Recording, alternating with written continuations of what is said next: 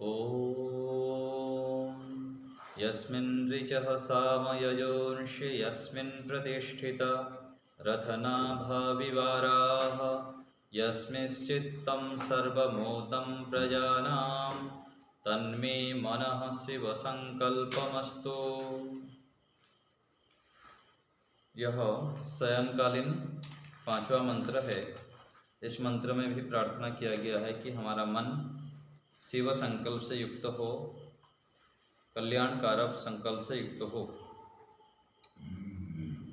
क्या हमारा मन अपने बस में हो सकता है? अपने मन को हम बस में कर सकते हैं क्या? तो ऋषियों ने वेद के माध्यम से हमको बताया है कि हम अपने मन को बस में कर सकते हैं। कैसे करेंगे? तो इसका उत्तर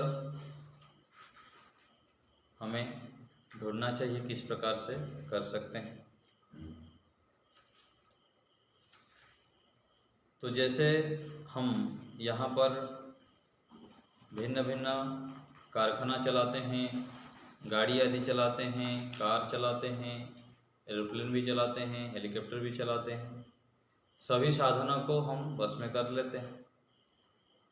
लेकिन जो बुद्धिमान व्यक्ति है वह इन सबको अपने वश में करने के साथ साथ इन सबको जैसे संचालन करके अपने वश में रखता है, अपने नियंत्रण में रखता है, ऐसे ही मन को भी कर सकता है। मन को यदि कर सकता है, पता लग गया कि हाँ किया जा सकता है, मन भी एक ऐसे वस्तु है जिसको हम अपने नियंत्रण में कर सकते हैं। तो उसके लिए बता रहे हैं उपाय कि जैसे रथ के पहिए के बीच काष्ठ में आरा लगे होते हैं और जिस मन में ऋग्वेद, सामवेद, यजुर्वेद सब ओर से स्थित हैं, जिसमें अथर्ववेद स्थित हैं और जिसमें प्राणियों का समग्र सर्व पदार्थ संबंधी ज्ञान सूत में मणियों के समान संयुक्त है, वह मेरा मन कल्याणकारी वेदादि सत्य शास्त्रों का प्रचार रूप संकल्प वाला हो। तो जैसे वेद के कितने मंत्र हैं? चारों वेदों में लगभग 20,000 के आसपास मंत्र हैं। तो उन सारे मंत्रों को हम अपने मन में धारण कर सकते हैं, याद कर सकते हैं और उसको अपने जीवन में ला भी सकते हैं। याद करना एक तो होता है, मंत्रों को यदि याद करना चाहें तो याद कर सकते हैं। अष्टाध्यायी के 4000 सूत्रों याद कर लेते हैं, धातु पाठ और भी बहुत कुछ याद कर लेते हैं। तो हमारे अंदर इतना सामर्थ्य है कि इन सभी शास्त्रों को हम धारण कर सकते हैं और धारण करके फिर उससे लाभ ले पाएंगे।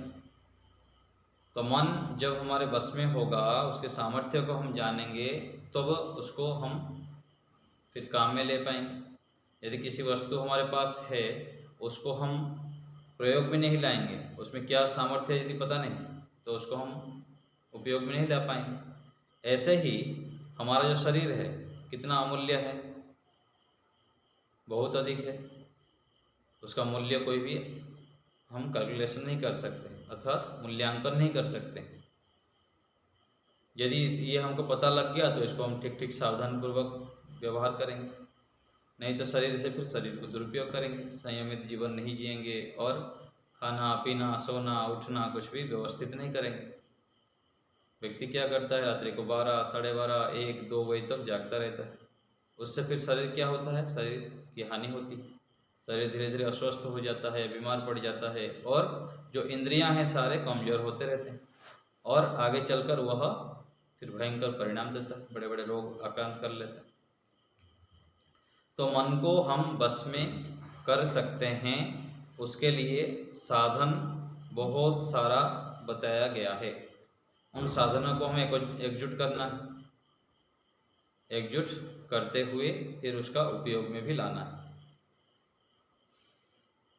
यहाँ लिखा गया है भावार्थ में कि हे मनुष्यों, तुम लोगों को चाहिए जिस मन के स्वस्थ रहने में ही वेदादि विद्याओं का आधार है।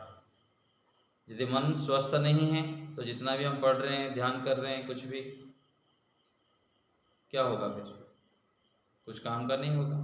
मन यदि स्वस्थ नहीं है और अच्छे विचार नहीं करते हैं, सत्वगुण से युक्त नहीं है, तो जितना पढ़ा लिखा कोई उसका लाभकारी हो नहीं पाता है।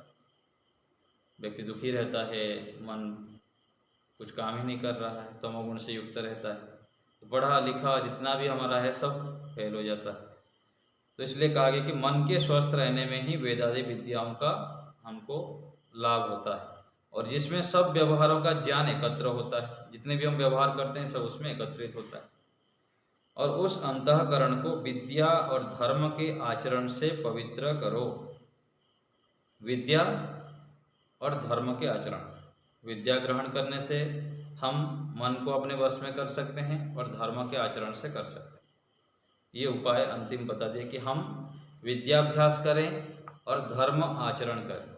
निरंतर हम जब विद्या का अभ्यास करेंगे, ज्ञान प्राप्त करेंगे, और उस ज्ञान के माध्यम से हम अच्छे चीज़ों को अपने अंदर ग्रहण करेंगे, क्योंकि मन सबका आधार बता दिया गया। जितना हम अच्छे बातों को, अच्छे विचारों को संग्रह करेंगे, देखना सुनना आदि, उतना उतना क्या है, हम अपने मन को वश में कर सकते हैं। यदि गलत देखेंगे, गलत सुनेंगे, गलत खाएंगे, तो हम चाहते तो हैं मन को वश में करना, और नहीं कर पाएंगे। इसलिए मन को वश में करने के लिए निरंतर सतर्क सावधान रहते हुए विद्या ग्रहण में ही लगे रहना। कहा गया कि वेद को पढ़ना और पढ़ाना, सुनना और सुनाना, निरंतर हमें इन कार्यों में लगना है।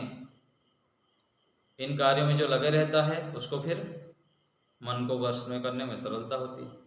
अथवा दूसरे शब्द में कहेंगे, वेद को पढ़ना पढ़ना भी हो, वेद अनुकूल आचरण, जब हम धर्म अनुकूल आचरण करेंगे तब फिर मन को हम वश में कर सकते हैं।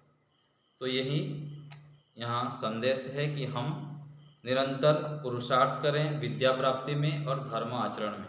विद्या प्राप्ति करने के लिए क्या क्या उपाय है, किस प्रकार से विद्या प्राप्त करेंगे, अच्छे अच्छे ग्रंथों को पढ़ें, सत्य शास्त्रों को पढ़ें, और विद्वानों का संग करें, और विद्वानों का संग करके उनके गुणों को ग्रहण करें।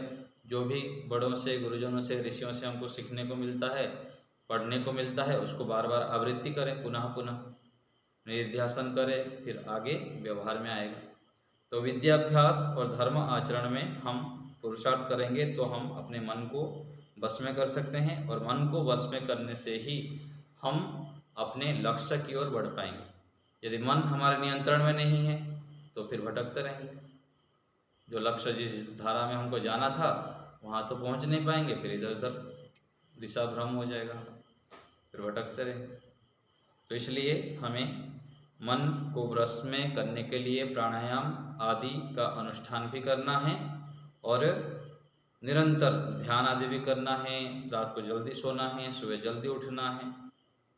खान पान का भी विशेष ध्यान देनी, जो चाहे जो आया मन में वो नहीं खा लेना है, और सात्विक भोजन भी बहुत मात्रा में भोजन करनी, नहीं तो अपचन होगा, गैस बनेंगे, फिर बुद्धि काम नहीं करेगी, मन फिर तमोगुण से युक्त हो जाएगा।